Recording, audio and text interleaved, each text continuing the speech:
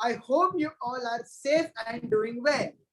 I, CA Ronak Thakkar, co-founder of CAGMTA, welcome you all to the inaugural episode of the CA Practice podcast series. Before we begin the real stuff, I would like to first give you a brief about CAGMTA. GMTA stands for Great Minds Think Alike. And as we all know, chartered accountants are always great minds. So, CAGMTA is a network building and knowledge sharing community of the CA, for the CA, by the CAs, which is co-founded by myself and my friends CA Rasika Gokhale and CA Nidhi Shah. Having briefed about CAGMTA, let's now begin with the main stuff which we are all here for, the CA Practice podcast series. It is a video podcast series wherein we, the co-founders of CAGMTA, would have conversations with various practicing chartered accountants to get insights about various questions which pops up in the mind of every chartered accountant before entering into the practice world. So, without further ado, let me introduce you all to the inaugural speaker. He's one of the greatest personalities in the CA industry and has over 24 years of corporate experience, including being tax head of KPMG. Thereafter, he entered into the practice world with his boutique firm Transaction Square, wherein he has spread his wings across 13 cities in a span of 3 years. Yes, it is none other than Mr. CA Girish Vanwari, sir. We welcome you, sir, to the inaugural podcast of CA Practice. Thank you, sir, for accepting our invitation, and it's great to have people like you on the podcast. Thank you, Roland. I hope, sir, you are doing well amidst this pandemic. All well. Best wishes to you, Nidhi, and Rasika too. Thank you, sir. So, sir, I'll be asking you a few questions from your corporate journey to the practice, which most of us would be having questions in our mind, which would provide a clear vision to the upcoming budding chartered accountants. Sure. A large spectrum of your career was spent with corporates. Could you share your experience with Arthur Andersen and then with KPMG? So actually, I was lucky to get my first break with Arthur Andersen. Arthur Andersen was my first job. I spent around 10 years with Arthur Andersen. And if Arthur Andersen would have not collapsed post-Enron, I don't think I would have ever left it.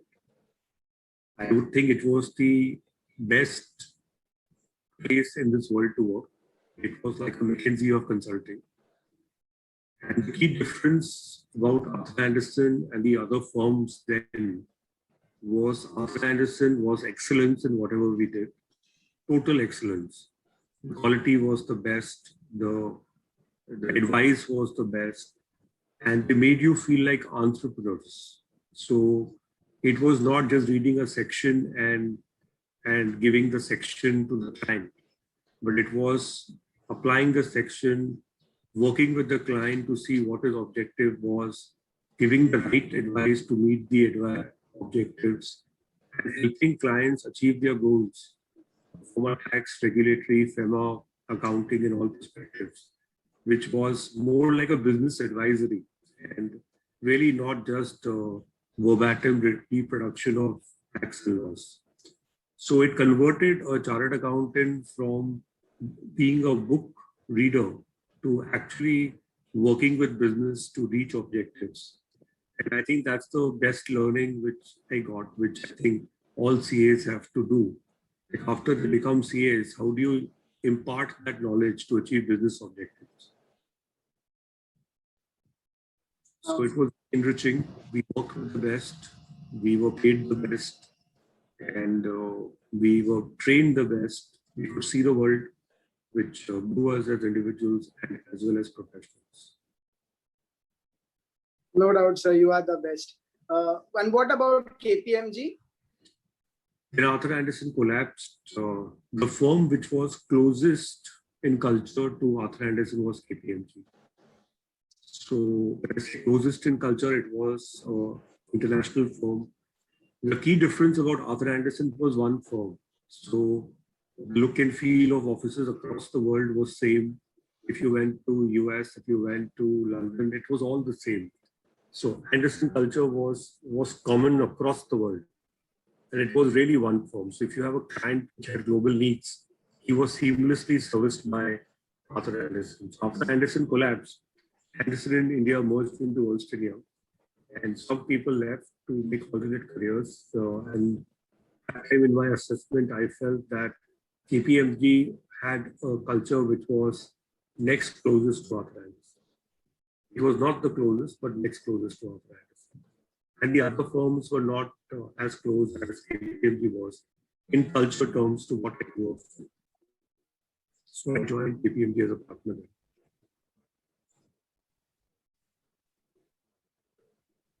Great, sir. It was an enriching thing to know about Arthur Anderson as well, which we, as our generation, would have never heard about.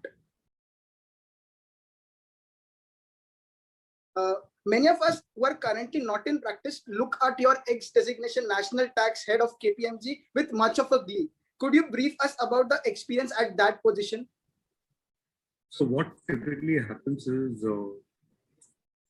we all are professionals, and with age we all get better. So the beauty about the profession, like engineers, doctors, CAs, is that with age you get better. It's not like a professional, like a cricketer or a football player, wherein with age you just have a particular period where you can play. Beyond 35, 40, then you have to retire, do something else. Whereas in our profession, you get better with age. Now, typically what happens in a Big Four culture is, in a Big Four culture, you grow with the firm. So you grow with the firm, designations become more important. So first you start as an executive, then you become a senior, then you become an assistant manager, senior manager, director, associate partner. So there's a career path, you grow with the firm. And the more you grow, the more you start managing the business rather than being a professional. It's like a doctor who starts with heart surgeries and then he keeps growing and then he starts to manage a hospital. And once he starts managing the hospital, then he gets away and away from patients. So then he's busy managing people, managing operations, managing a bigger organization for which he has a lot of people working for him. And then he goes away from the skills which make him what he is. So in a Big Four journey also, that typically happens. Once you reach partner and then go beyond, then you get more and more away from your clients. You're more into client management than advising clients on a particular issue. So as a tax head, I had great opportunities. I was managing a team of 2,400 people. Then I was a part of the global tax board of KPMG. A lot of experience, how to manage a big setup and how to manage a greater organization, how to motivate people, how to grow people beyond a point. And it was great fun. It was the best learning experience in management and leadership. But then there came a point wherein it was like, do you want to run a hospital or do you want to do surgeries? So if you're a heart specialist, do you want to manage a hospital or do you want to do surgeries yourself? And then the debate in my mind was that I've enjoyed my career as a leader, as a people manager. Now I wanted to go back to do what I love and what I was passionate about. There was client work, client service. So that's why I thought if you go out and build a great firm outside a Big Four, where only clients matter, client service matters, then that would be more fulfilling for the next 25 years. So that's why I transitioned from a high-powered, high-profiled tax head role to being a startup entrepreneur. So that I could work with my clients or help my clients achieve their objectives. It's a great thing. Coming to the next question, just before switching from KPMG to Transaction Square, what was the exact tipping point or the thought process behind or the decision matrix which you have used at that point in time to decide for the switch? I don't think it is a tipping point, or suddenly I got up and I said, no, I want to be an entrepreneur. It happened over a period of years. So first it happened in 2010, which is when I formed the name Transaction Square. So I knew that whenever I was ready to be an entrepreneur, my firm would be called Transaction Square. And then I lived my journey in KPMG for 7-8 years thereafter. I registered the name Transaction Square in 2010 actually. And in 8 years, I was working on myself, doing my larger roles in KPMG, enjoying it. And then I knew that before I reached 50, I should be starting on my own with like-minded people and build it. So it was not that, suddenly I said that, oh, now I want to leave. It was a period which I always wanted over the last 10, 12 years. I knew that was the destination. And it was all happily enjoyed, planned. And when I left with a sense of fulfillment that whatever I aspired to be in KPMG, I achieved. And was very thankful, grateful to KPMG. It's not a blessing, and then started my own firm. Yes, sir. It's great to see that you took a had a so broad vision in 2010 itself. So, as an exciting fact that we, the co-founders of GMTA, also had made this logo and the name decided in our article shift times when we are executing the inaugural podcast of it today. No, absolutely. Ideas take time, and it comes from within the heart. It is not that suddenly one day you think that. It is a divine feeling to have a dream. So if your GMTA has come from article-shaped days, which means that the idea has come from within, from the universe to you, and how you grow it is upon you. Thank you, sir. What were the hurdles or obstacles you faced during the transition phase? And if it would be great if you could also share the processes which you took place to overcome those hurdles. Actually, frankly, there was no hurdle. There was no problem because I had trained my mindset to be where I was going to be. So what happens in life is, if you start believing your future, then the future automatically comes to you. Say, for example, when I left KPMG, the next day I started Transaction Square.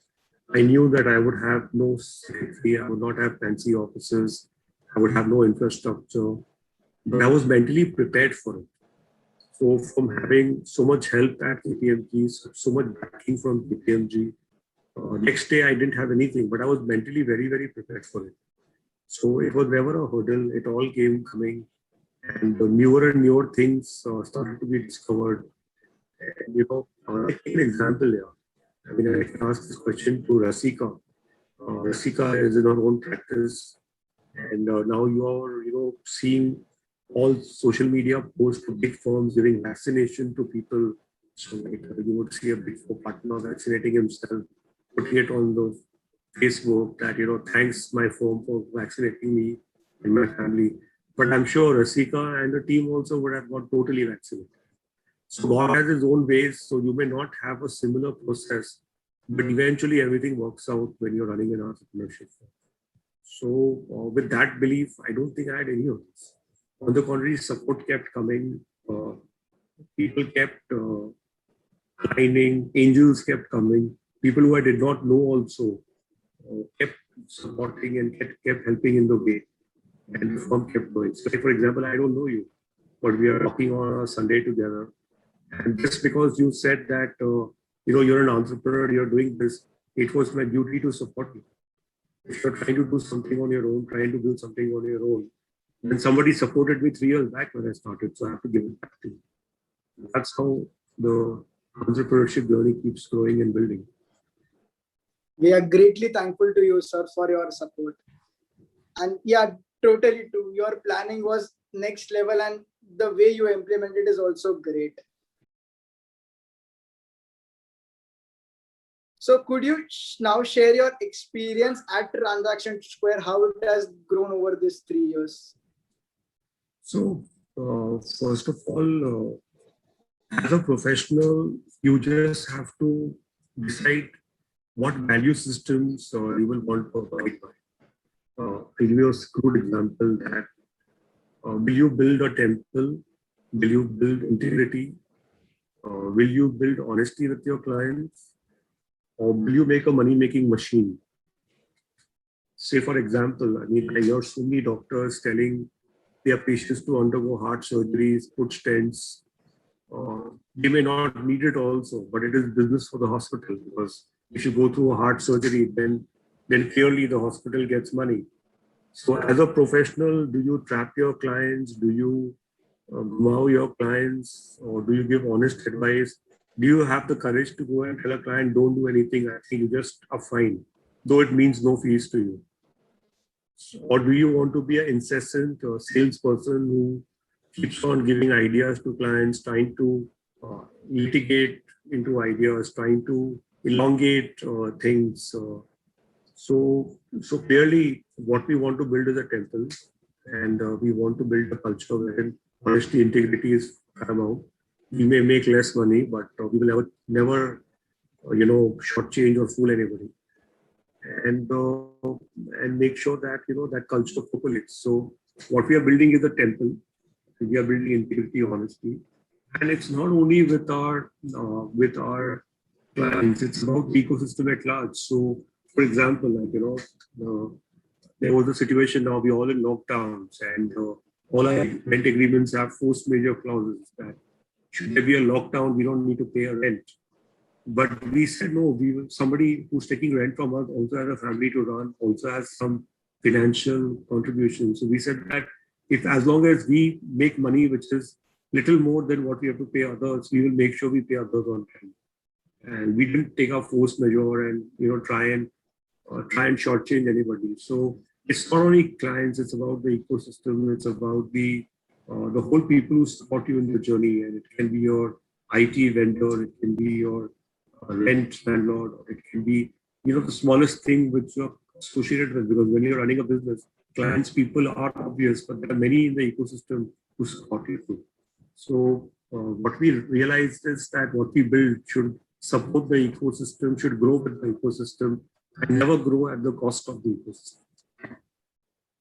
It's great to hear your vision and the way you have created this ecosystem about what you told about everything, every aspect, including integrity, honesty, and the things. It's great, sir.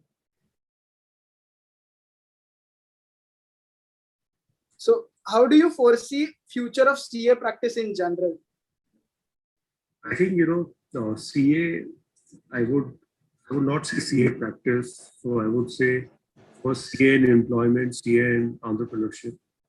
So a CA in employment would be somebody who takes up a job, can add a lot of value to corporates, can grow corporates, can grow his career.